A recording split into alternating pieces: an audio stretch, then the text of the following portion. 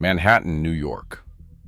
The White House, Paul Castellano's mansion on Tot Hill in Staten Island. Wednesday afternoon, December 4th, 1985. The most expensive private residence in New York City, a 17-room mansion that cost $35 million to build, where the boss of the Gambino crime family lived in luxury that exceeded most legitimate businessmen, where marble floors and crystal chandeliers and imported furniture announced wealth and power, where Castellano conducted business in a setting that was designed to impress and intimidate visitors who came to seek his permission for operations or to deliver tributes that kept the Gambino family the most powerful, organized crime syndicate in America. In the mansion's study, sitting behind a massive mahogany desk that had been imported from Italy, sat Paul Castellano, 70 years old, the boss of the Gambino family for 9 years since taking over from his brother-in-law, Carlo Gambino, in 1976, someone who'd transformed the family's operations from traditional street crime into sophisticated white-collar operations involving construction, waste management, and legitimate businesses that generated hundreds of millions annually. Someone who viewed himself as a businessman rather than as a gangster, who preferred negotiation to violence, who believed that organized crime's future belonged to people who could operate legally, rather than to street criminals who relied on drugs and violence and traditional mob activities. Castellano had summoned John Gotti to the mansion for a meeting that Castellano believed would be straightforward, informing Gotti that he was being demoted from his position as capo in the Gambino family, that Gotti's crew would be reassigned to other leadership, that Gotti himself would be relegated to soldier status because Castellano had decided that Gotti represented everything wrong with modern organized crime, that Gotti's involvement in drug dealing and his maintenance of traditional street criminal operations violated Castellano's vision for where the Gambino family should be heading. At 2:15 p.m., John Gotti arrived at Castellano's mansion, 45 years old, a capo who controlled significant Gambino operations in Queens and Brooklyn, someone who'd built loyalty among soldiers and associates through generosity and charisma and willingness to share profits rather than hoarding them like bosses traditionally did, someone who represented traditional mob values of loyalty and violence and maintaining respect through fear, someone who'd been growing increasingly frustrated with Castellano's leadership style that prioritized legitimate business over traditional criminal operations, that banned family members from drug dealing, despite drugs being the most profitable criminal enterprise available, that seemed more concerned with avoiding law enforcement attention than with maintaining the family's dominance through traditional mob methods. Gotti was shown into Castellano's study by a bodyguard entered the room. Understanding that this meeting had been called by Castellano rather than requested by Gotti, that Castellano wanted something or was going to announce some decision that had already been made without consulting anyone else, that this was going to be one of those meetings where the boss spoke and subordinates listened regardless of whether they agreed with what was being said.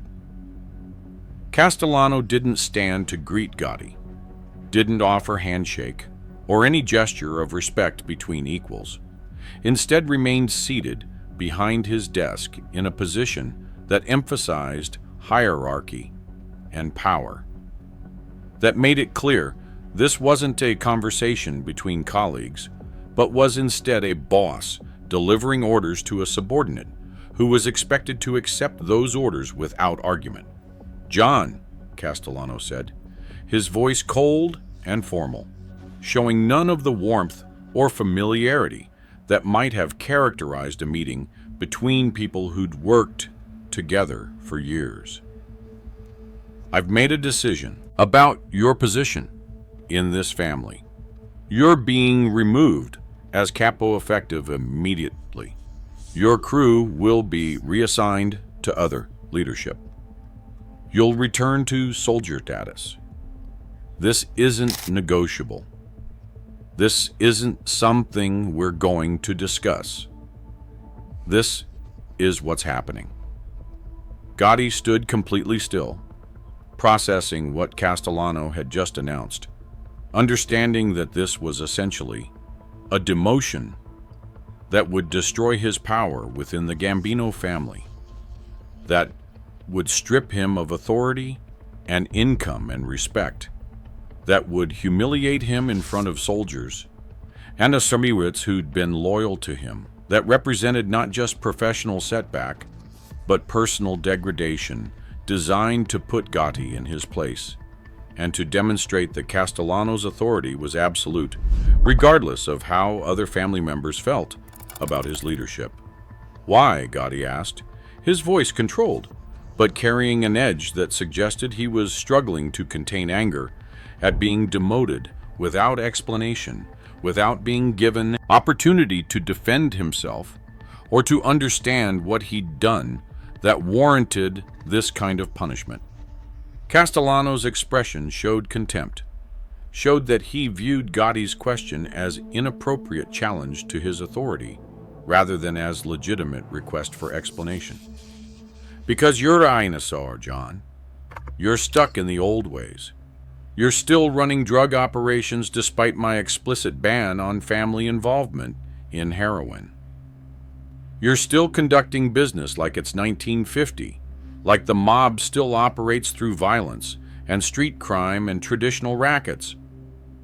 You don't understand that the future of this family is legitimate business, white-collar operations, staying out of activities that attract federal attention.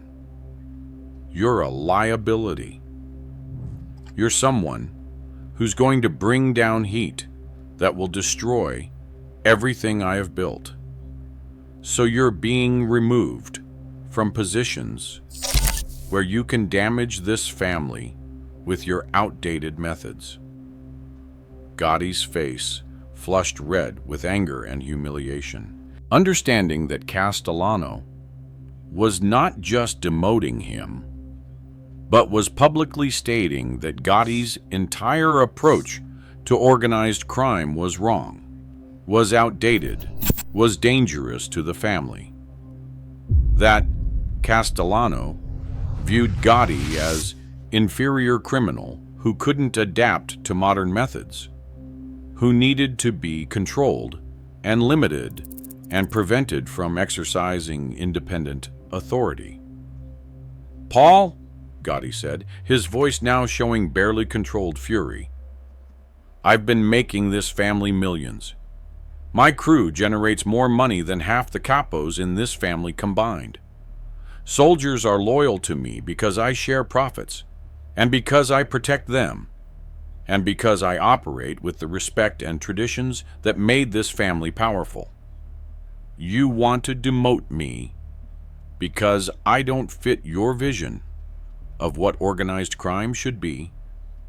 You want to destroy my position because you think legitimate business is the future, and street operations are outdated." Castellano stood up from behind his desk, his own anger now visible, his patience with Gotti's questioning exhausted. "I don't care how much money you make, John. I don't care if your soldiers are loyal to you. What I care about is that you're conducting drug operations that violate family policy, and that will eventually bring federal prosecutions that destroy this entire organization. You want to know why you're being demoted? Because you're a fucking disgrace.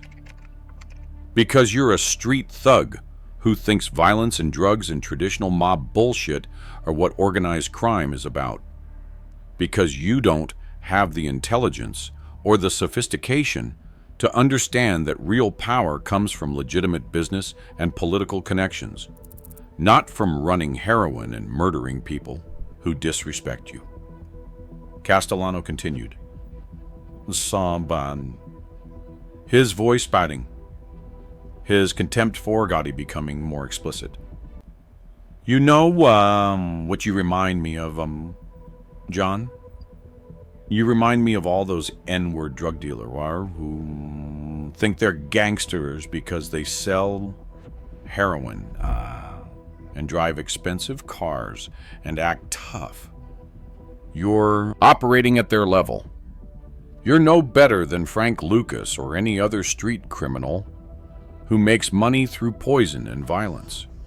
The only difference is you're Italian, so you get to be in this family. But you don't deserve to be a capo. You don't deserve the respect that position carries. You're being demoted because that's what you deserve.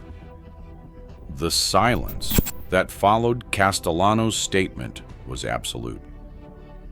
Gotti stood frozen, processing what Castellano had just said, understanding that Castellano had compared him to black street criminals, had used that comparison as ultimate insult, had made it clear that Castellano viewed Gotti as fundamentally inferior, as someone who operated at the level of people the mob traditionally viewed with contempt, as someone who didn't deserve respect or position within the Gambino family structure.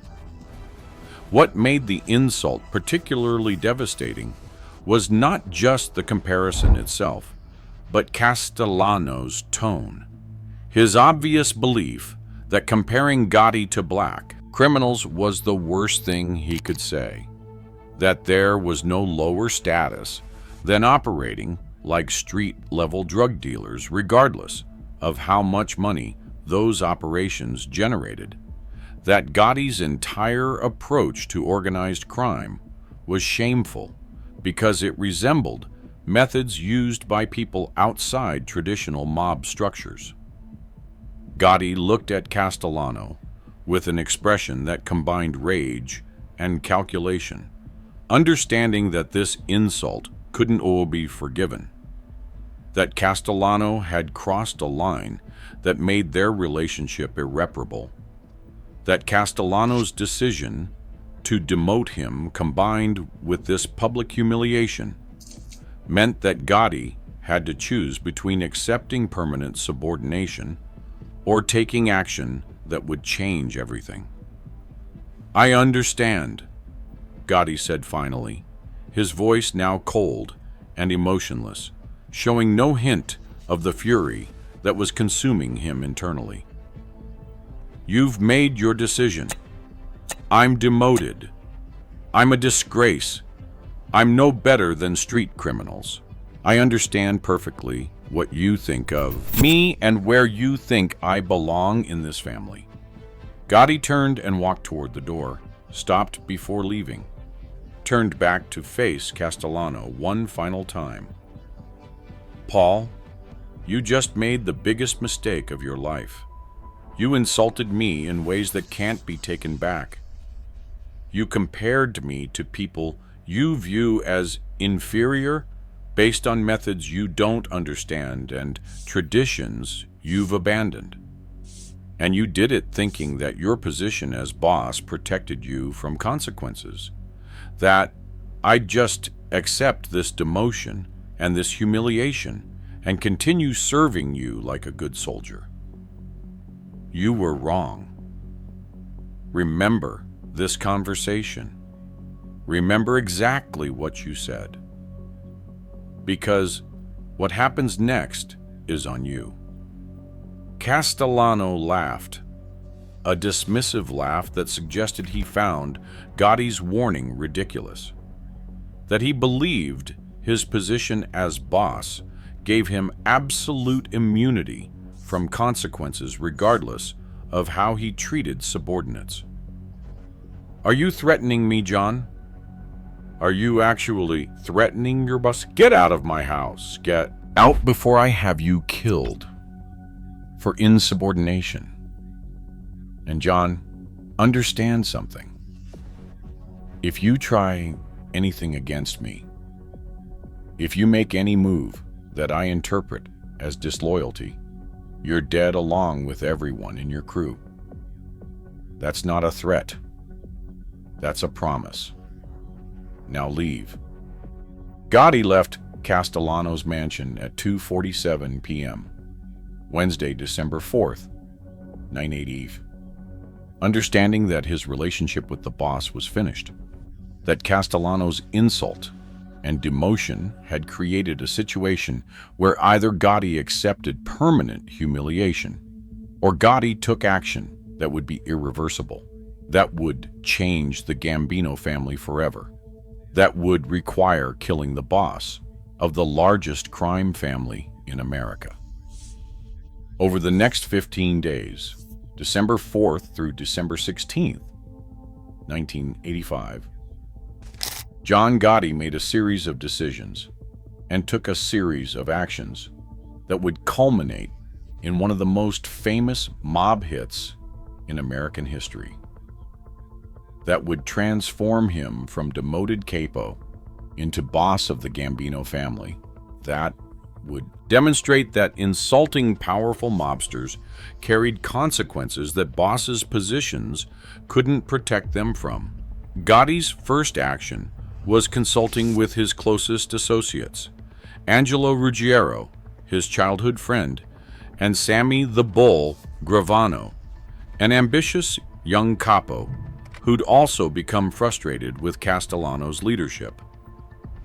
Gotti explained what had happened at the mansion, described Castellano's insults, outlined the demotion that Castellano had announced, and asked the question that would determine everything.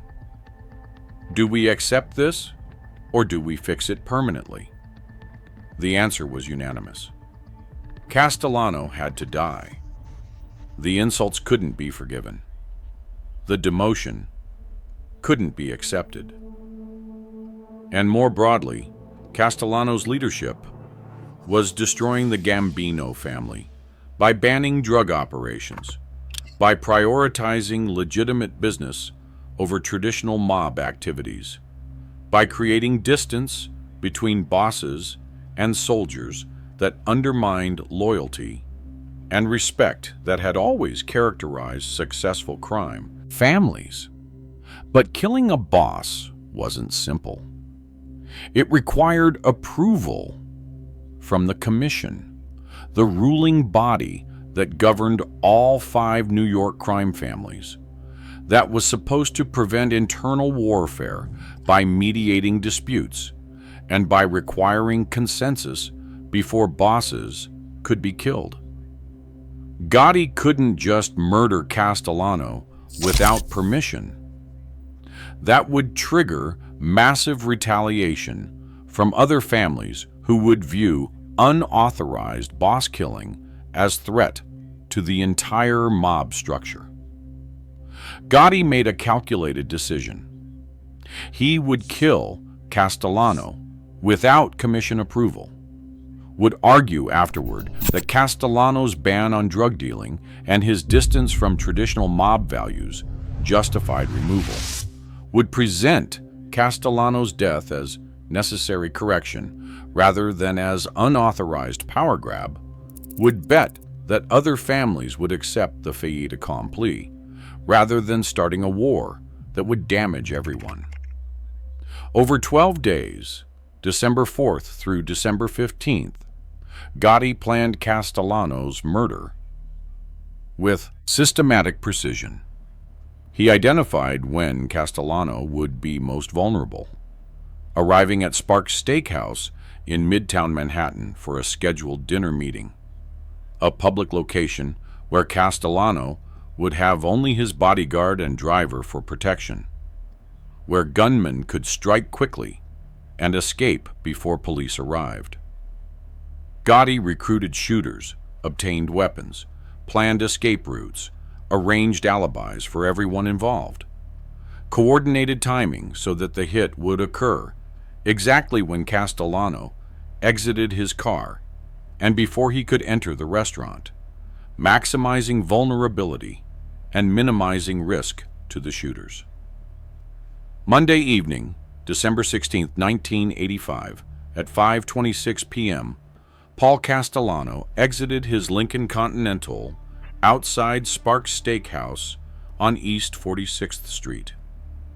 3 gunmen approached, wearing identical trench coats and fur hats that made identification difficult, carrying semi-automatic pistols, moving quickly and professionally, like this was an execution they'd rehearsed.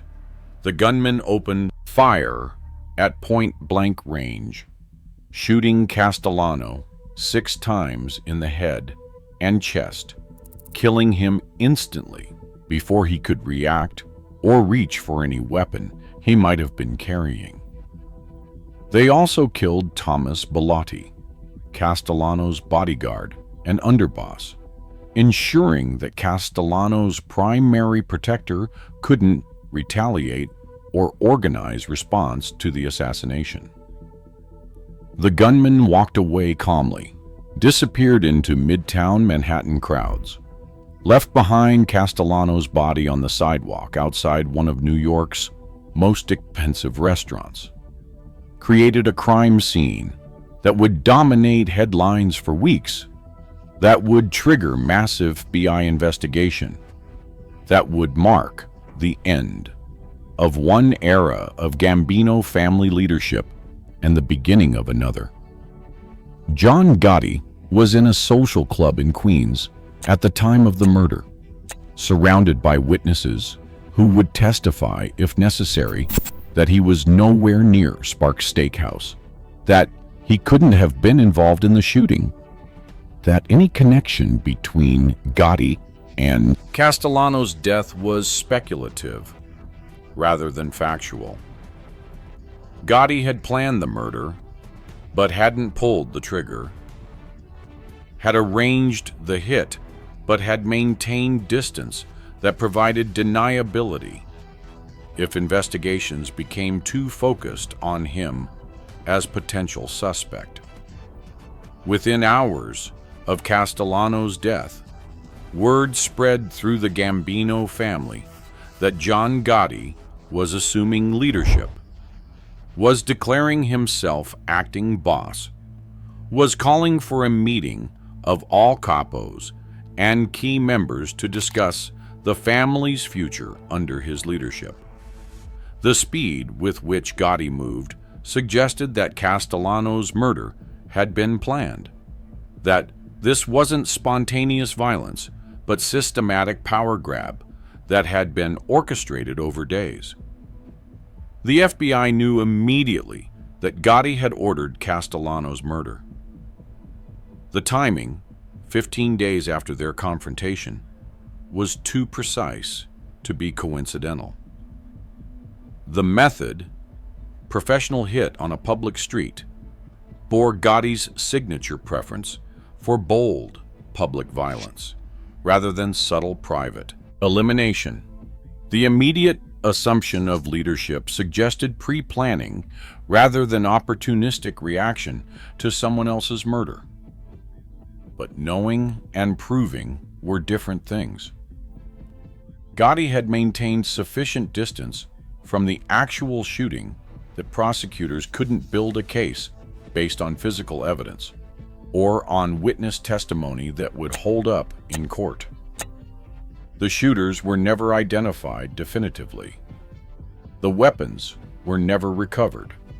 Everyone who might have had information either remained loyal to Gotti or understood that testifying would result in their own deaths.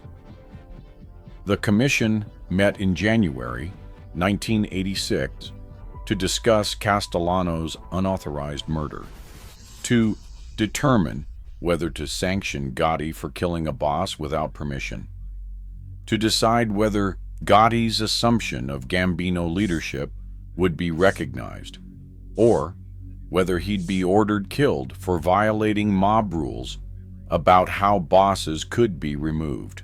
Gotti attended the commission meeting prepared to defend his actions, to argue that Castellano had been destroying the Gambino family through his ban on drug operations and through his distancing from traditional mob values, to claim that Castellano's removal had been necessary to preserve the family's strength and its ability to generate income for all members. The commission accepted Gotti's leadership, not because they believed his justifications, but because Castellano was already dead, and because starting a war over unauthorized boss killing would damage all families, more than just accepting Gotti's power grab. The commission recognized reality. Gotti controlled the Gambino family's soldiers through loyalty and charisma that Castellano had never managed to build, that removing Gotti would require violence that would weaken the Gambinos and potentially trigger broader mob warfare. John Gotti became official boss of the Gambino crime family in early 1986, approximately 6 weeks after ordering Paul Castellano's murder. 6 weeks after the confrontation where Castellano had insulted him and demoted him and compared him to street criminals and said he was a disgrace to the family. Castellano's insult had cost him his life. His decision to demote Gotti, combined with the specific language he'd used to degrade Gotti, had triggered response that ended with Castellano dead on a Manhattan sidewalk, and Gotti assuming control of the largest crime family in America. The broader significance of Castellano's murder was that it demonstrated the limits of boss authority when bosses lost connection with soldiers, when leadership became too distant and too focused on legitimate business at the expense of traditional mob operations that generated loyalty and income, when bosses forgot that respect had to be maintained through methods beyond just holding title and giving orders. Castellano had assumed that his position protected him from consequences, that he could insult and demote powerful capos without facing retaliation, that Gotti would accept humiliation because challenging a boss was too dangerous. Castellano was wrong. His insult created a situation where Gotti had to choose between permanent subordination or killing his boss, and Gotti chose murder. Wednesday afternoon, December 4th, 1985, at Paul Castellano's mansion in Staten Island. The meeting, where Castellano demoted John Gotti, insulted him by comparing him to black street criminals, said he was a disgrace who didn't deserve capo status, dismissed his concerns, and threatened him with death if he showed any disloyalty. 15 days later, December 16th, 1985, at 5:26 p.m., outside Sparks Steakhouse in Manhattan, 3 gunmen shot Paul Castellano 6 times, killed him and his bodyguard, executed the boss of the Gambino family in broad daylight on a public street in one of the most famous mob hits in American history. The insult that sealed a boss's fate. The demotion that triggered systematic planning for murder. The 15 days between humiliation and execution. The hit that changed the Gambino family forever, and that made John Gotti the most famous mob boss in America. December 4th, 1985, when Paul Castellano made the fatal mistake of insulting John Gotti in ways that couldn't be forgiven, in ways that demanded blood as response, in ways that cost him his life. 15 days later, when Gotti demonstrated that no position was powerful enough to protect someone who'd shown that level of disrespect to a man who valued respect above everything else, including his own survival.